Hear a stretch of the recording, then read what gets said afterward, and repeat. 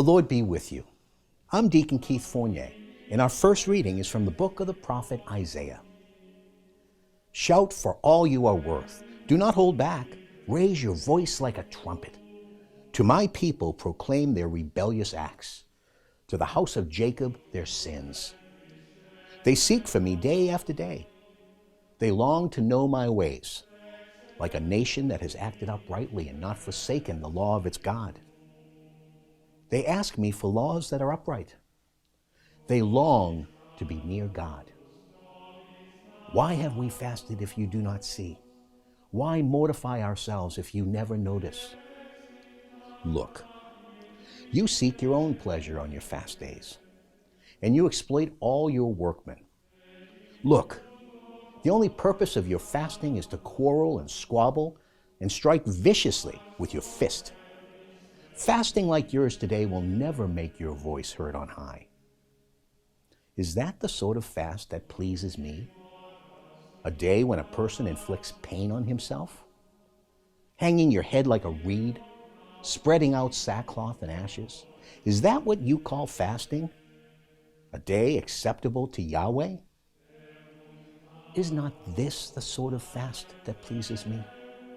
To break unjust fetters, to undo the thongs of the yoke, to let the oppressed go free, and to break all yokes. Is it not sharing your food with the hungry and sheltering the homeless poor? If you see someone lacking clothes, to clothe him, and not to turn away from your own kin. Then your light will blaze out like the dawn, and your wound will be quickly healed over. Saving justice will go ahead of you, and Yahweh's glory come behind you. Then you will cry for help, and Yahweh will answer. You will call, and he will say, I am here. If you do away with the yoke, the clenched fist, and malicious words. And our response is taken from Psalm 51. For I am well aware of my offenses. My sin is constantly in mind.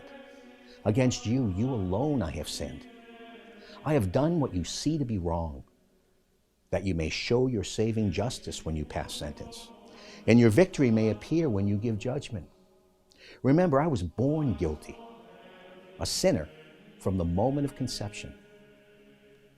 But you delight in sincerity of heart, and in secret you teach me wisdom.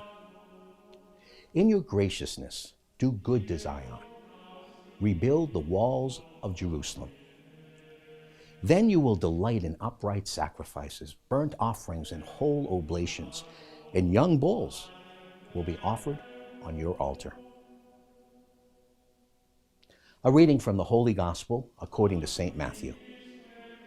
Then John's disciples came to Jesus and said, Why is it that we and the Pharisees fast, but your disciples do not? And Jesus replied, Surely the bridegroom's attendants cannot mourn as long as the bridegroom is still with them. But the time will come when the bridegroom is taken away from them, and then they will fast. The Gospel of the Lord.